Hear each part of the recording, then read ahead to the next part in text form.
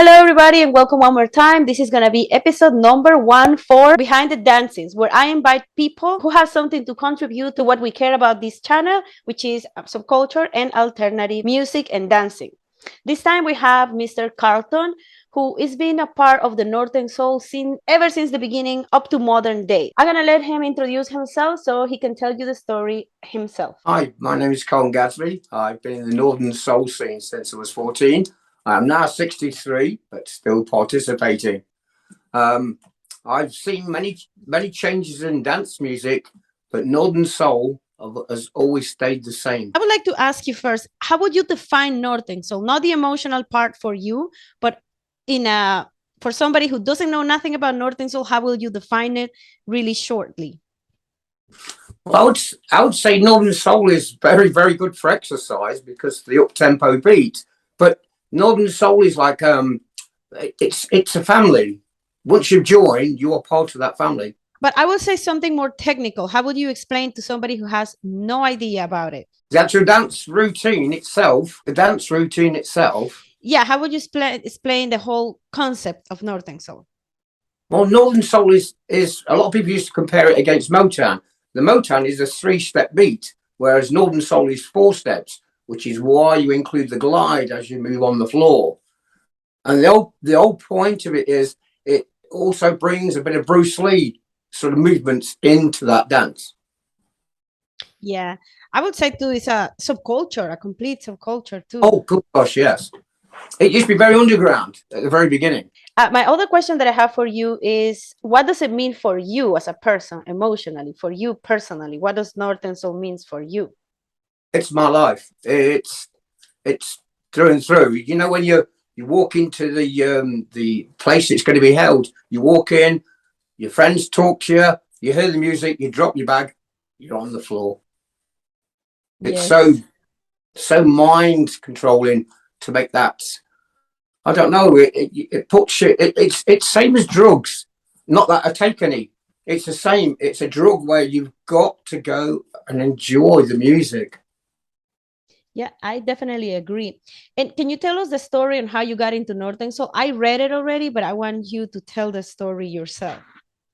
Yeah, It was like I was in Sundays. It was like a youth club we call it in our country, being in England, and it's like a youth club. And I went there, and there was playing Major Lance, Hard to Write, which is an amazing song. And I thought, what's this? What's this? This is so amazing.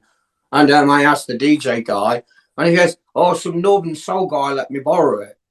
I said, "Oh, can I have his name?" And that was it. I was sort of locked in. And how did you start to figure it out what was Northern Soul and what was not?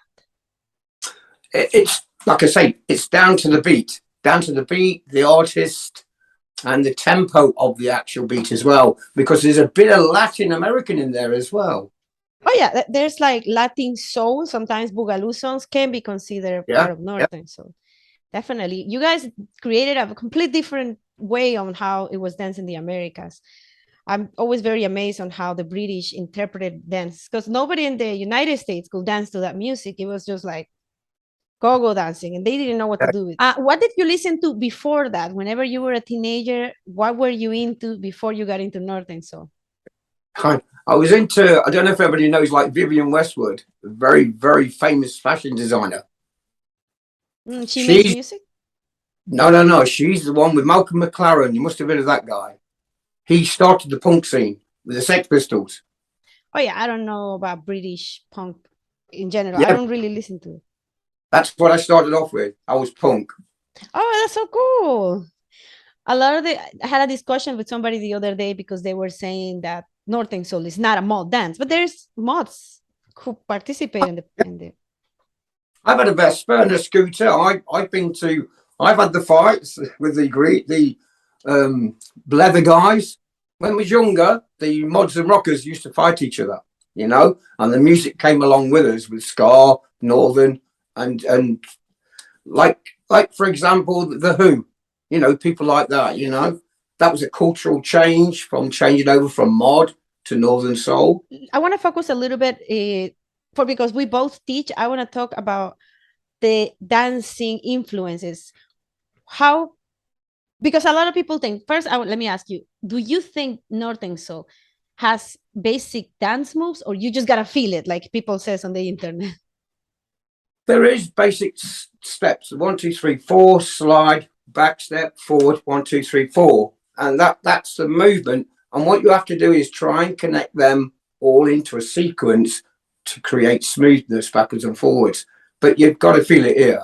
You've got to feel that music, feel the steps. Yes, absolutely, definitely. I think all music should be felt, but when it comes to Northern Soul, it's different because you gotta show that you're feeling it. It's not that you're feeling it inside of you. It's like you gotta show that you're feeling it in order for it to look good. Um, so where do you think in your personal or what you know, where do you think that the dancing got inspired from or got created from? I don't know, because that's the theory everybody doesn't know, because you had rockabilly, rockabilly, the step of that, and over it was they were called suede heads, with skinheads, that sort of movement. So I had to be manly, because in them days, obviously things have changed now, but in them days you had to be a man, and so you had to create a dance move that looked like very strong, like the upper body movements, and most of the control was from there. But your legs were doing all sorts of things. Yeah, I do think my personal opinion is that I think that people started to no, like moving side to side is something very basic. And people was definitely, I can see a lot of Charleston, for example, which the 1940s, 1930s. Oh, yeah, sorry, yeah. When I was 9 years old, I was a ballet dancer. Well, 9 years old, my mum, she was a dancer. She was obsessed. Mm. And I did the foxtrot, and I did all the Latin American. I did all that. But when it come to Northern Soul, you could take a little bit of the Charleston. It's there when you're flipping your legs backwards and forwards. But you was on about Northern Soul. What does it mean to you? Me. Sorry. I noticed when you were trying to explain it, your eyes lit up, and you know what I mean. I mean, me and but it's electrifying. It's just you can't put it into words. Yeah, I remember the first time I saw somebody dance. He was dancing very simple. He was just side to side, but the way that he was feeling it, he was just in love with the song. I'm like, oh my God, what is he doing? And he was not doing anything impressive, just the way that he was feeling it. You can tell that he was loving it. And that's what really drew me to it. I just started like copying right there. I discovered it because the skinhead scene, and sometimes they're involved in the Northern Soul. I also think that, for example, when it comes to the acrobats, it's very influenced by American dancers like Wilson Pickett and James Brown. No, they were doing the whole jazz split and backdrops and stuff like that. They're like some of the best dancers I have seen in my life. But the British people took it to another level completely. That's just my personal opinion. But I don't think nobody has ever been able to answer that. Where did it come from? Yeah, have you watched Northern Soul, the film? Yeah. Well, you should have done, because I'm in it. I'm in about 4. Yeah. And if you notice that when they're talking, they said it was an influence of Bruce Lee. Because with the flower beds, he was going, like that. And that's the movement. So when you kick your leg forward and then swing it back, that's actually a Bruce Lee movement. Yeah, I remember that from the movie. I do still think that the British were admiring American dancers like Pickett and Brown. And you said that Northern Soul didn't really change. I do feel that there was a change when by the late 70s, when stomping started to come up around. What is your opinion on stomping? Where do you think the dancing got created from? Well, the stomping came from the king, James Brown. You think so? James Brown, you watch his feet. He does the slide, the forward kick. It's the same. You watch his steps; they are very similar. You ever watch? To me, stomping is more like river dance than James Brown. I never see James Brown doing anything like that. He's an amazing dancer. Well, if you put James Brown and Edwin Starr, what is it good for? You watch him, how he does that dance step. Yeah, it was interesting how changed completely, because to me, stomping doesn't look nothing like shuffling when it comes to Northern Soul. Well, I'm quite unique. When you go to these dance events, you have that little edge, something better than everybody else. You know that feeling. Mine is like a slide, dead quick slide, and it's very hard to do. You go between stomping and shuffling, stomping and shuffling, and you go all over the place. Your style is very unique. I feel like I keep it one or the other one, but I don't really mix a lot because it's a lot of thinking. Well, the walking backwards and forwards, yeah. I don't know what specifically you mean. Walking backwards and forwards when you're dancing. That came about because in Wigan Casino, that's when it started. The dance routine started there, and what it was is there wasn't much space on the floor, to show yourself off. So you used to do walking backwards and forwards. What you do, you turn and slide backwards, turn and slide backwards, so it looks more effective. I want to ask you too, why did you decide to teach it if it's something so controversial? Because you know that teaching Northern Soul can be controversial. Yeah. It's like why? You're the devil.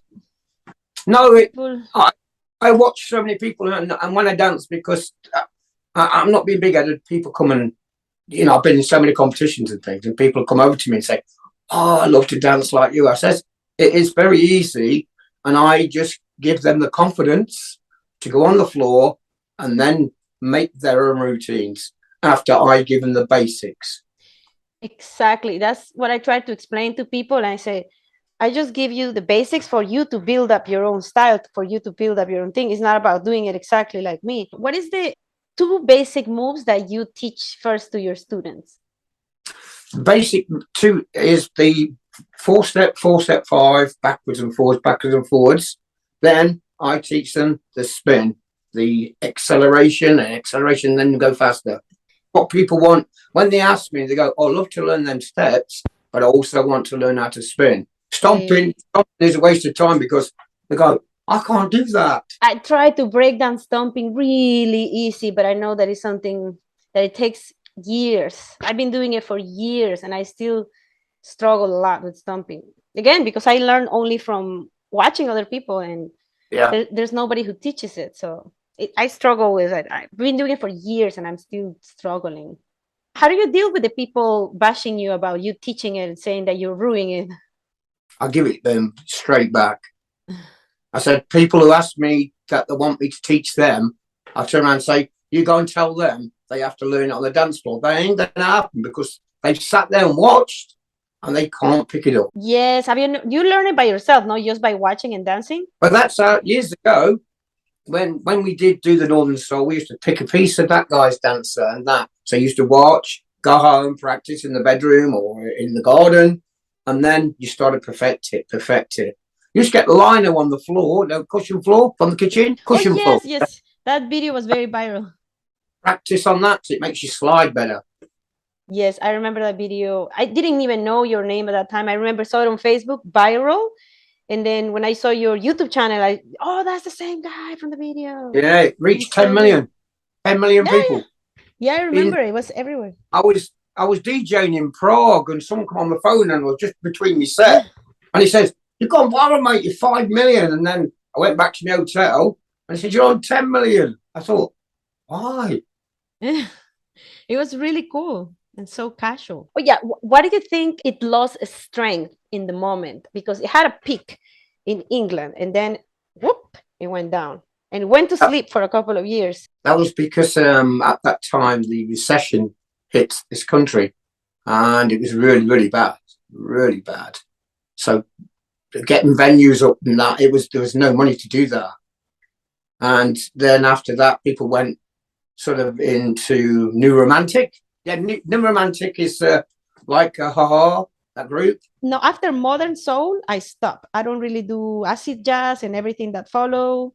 Modern Soul is where I my interest cuts, and then after that, I move into something else. What made you come back? What do you mean come back? Did you have a drop off and then come back, or no? So Northern Soul, I've been dancing for maybe 10 years, not a lot. Oh, right. Mm-hmm. No, I'm saying that when it comes to the timeline of Northern Soul, Modern Soul came in, start to become a little stumpy, and after that we hit acid jazz. Acid jazz, I'm not.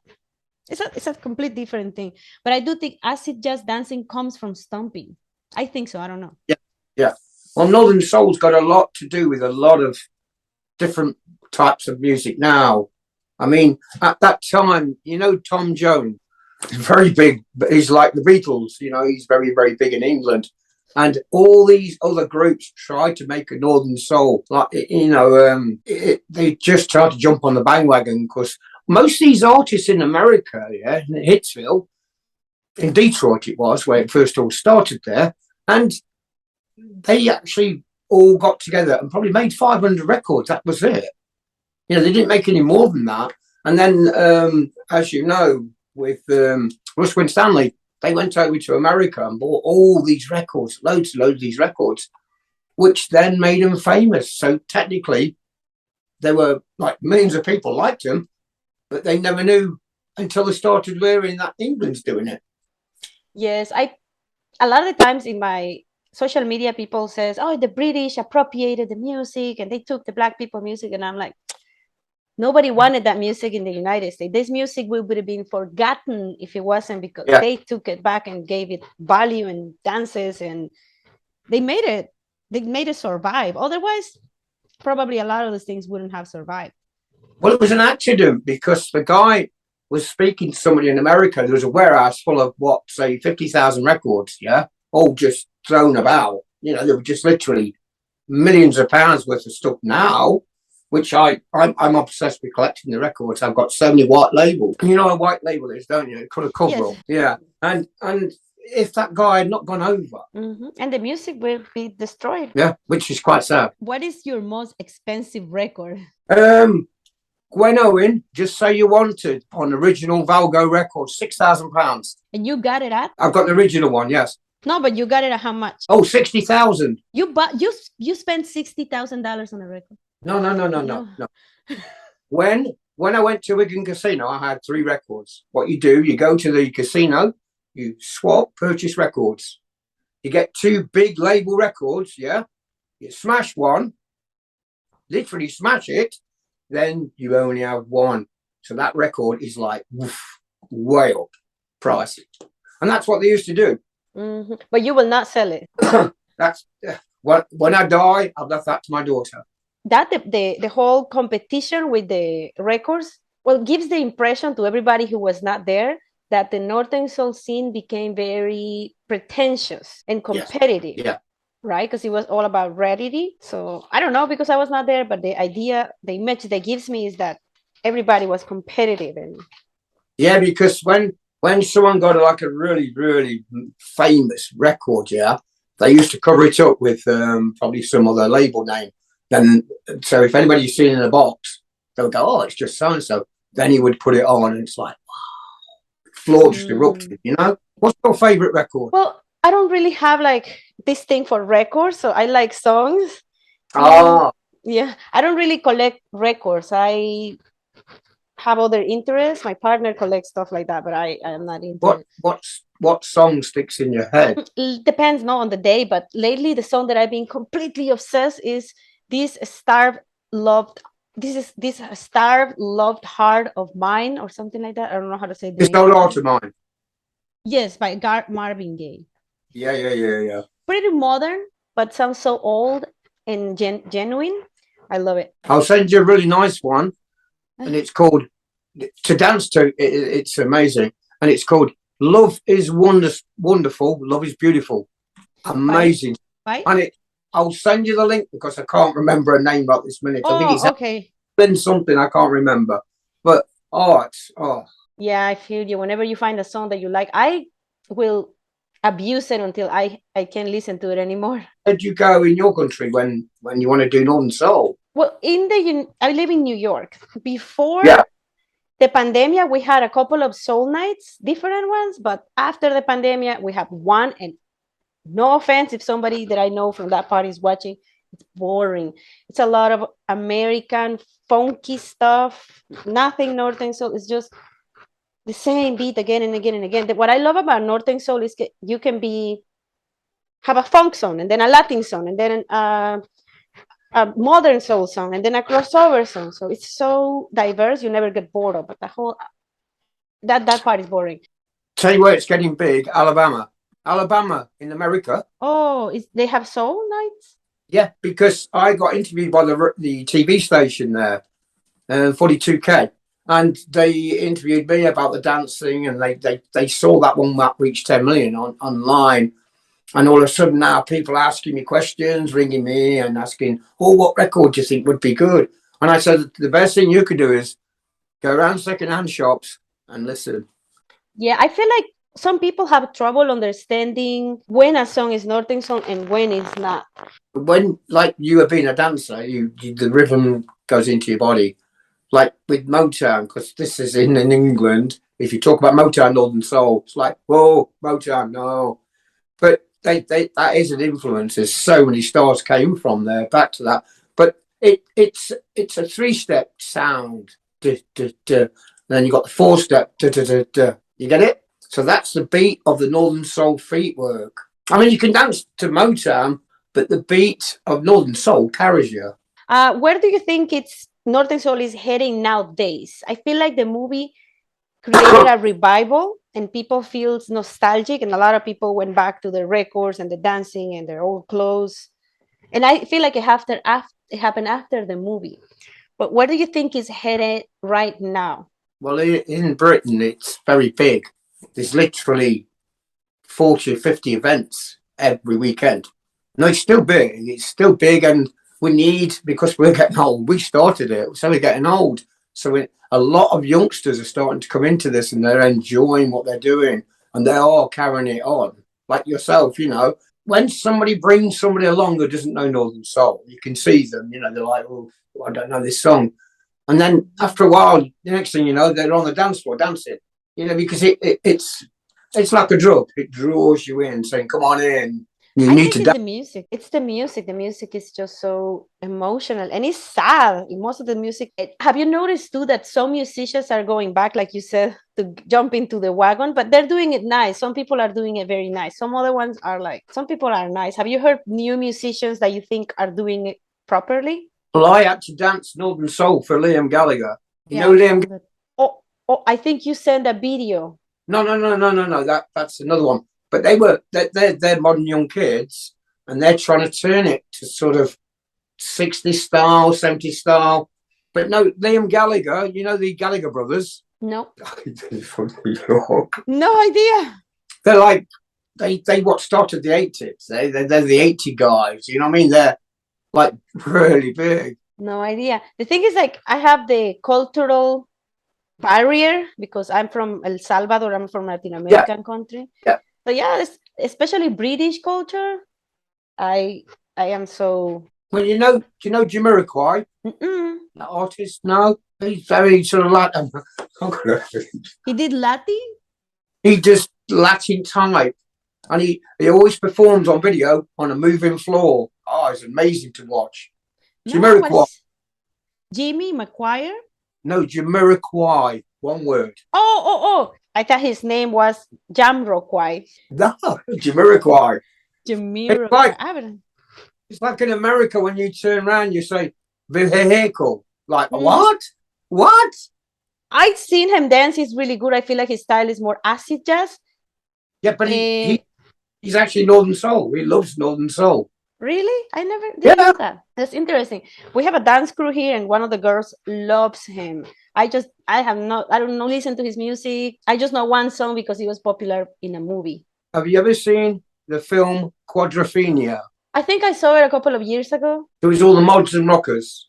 Yeah, I don't remember, but I remember I seen maybe, and I heard all over about it.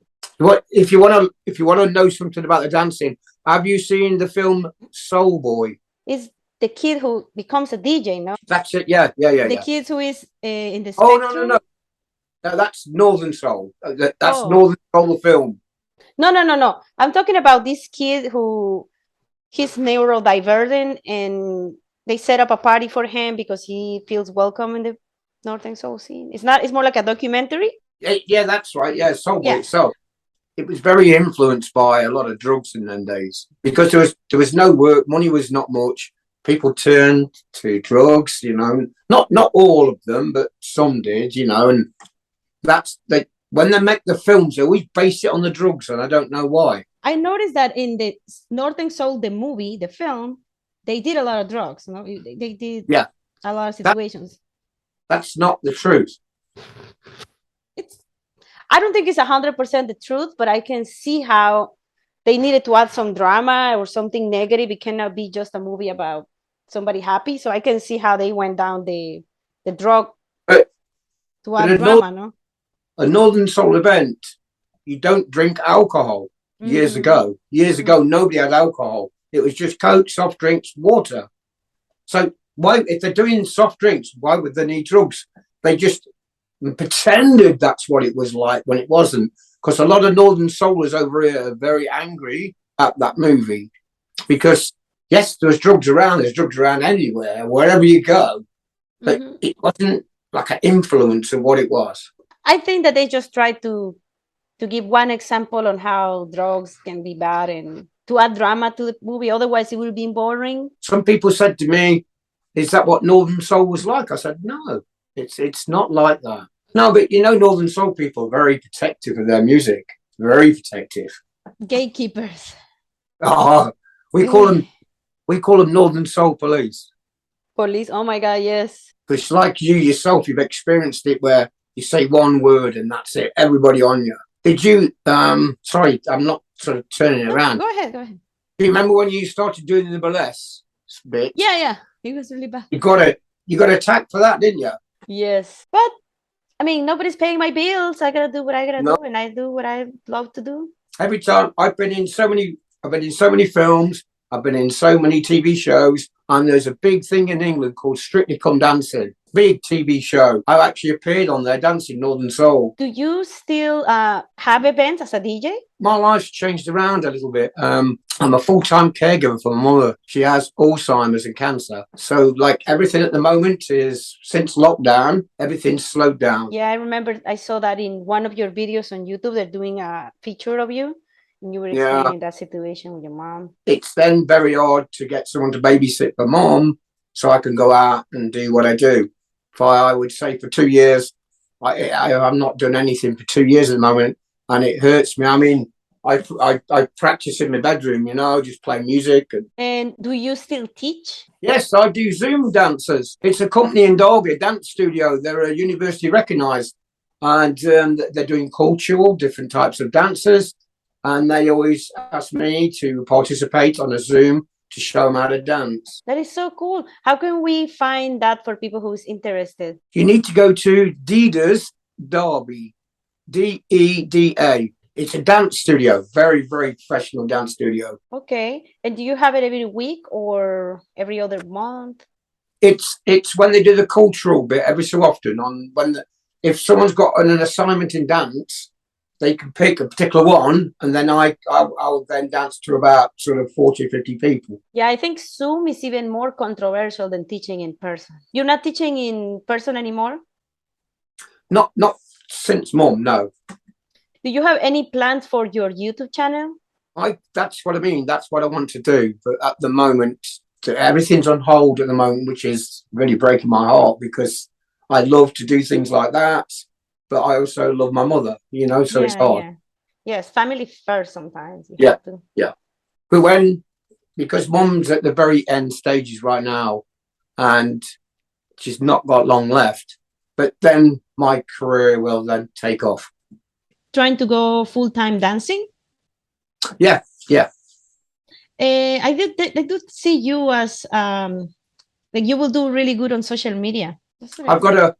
I've got something in the pipeline. I can't really say too much about it because, you know, people steal things. You know what I'm saying? People watch yours and they go, I'll try that. The last thing I wanted to ask you is what would you tell somebody who is trying to get into Northern? So where should they start? Where should they, how do they should start learning about music, dancing, and even fashion? Because Northern Soul has a very specific fashion style as well. To get into the music, I mean, if someone wants to discover Northern Soul, they have to really listen. They would have heard a record before they start looking, yeah? That maybe influenced them. What would you thought not?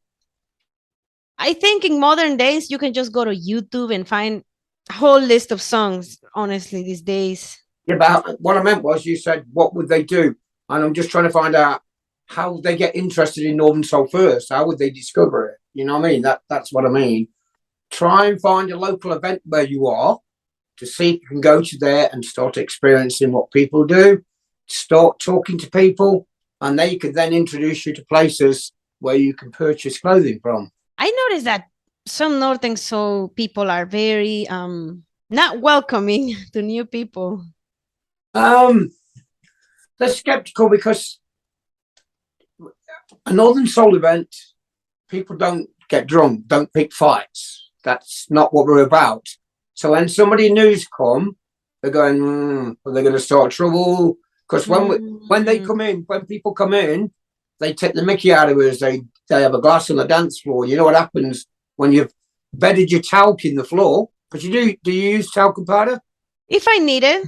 But that's what I mean. When I go to a Northern Soul event, in my bag, I will have 3 pairs, different types of shoes. Same. But I noticed some people are very rude with the talc, at least in the States. They just have seen in the movies and they just start pouring it everywhere. Oh, no. People is different here. Or they bring the drinks to the dance floor and then it gets no. In the States, yes, it's like that. Because just imagine, you built that talc up just right for you. Somebody comes past you, spill all the drink. No, in England, if you're on a dance floor with a drink, people will say, get off the dance floor. Yeah, it's good. Yeah. But fashion is like a lot of the ladies wear 60s clothing. A lot of the people like yourself, you like wearing proper Northern Soul clothing, the big skirts, the small cap sleeve t-shirts, or these Fred Perry, and that's what's popular. But there are some people now who, you know what it's like if you're dancing in jeans, you can't do it.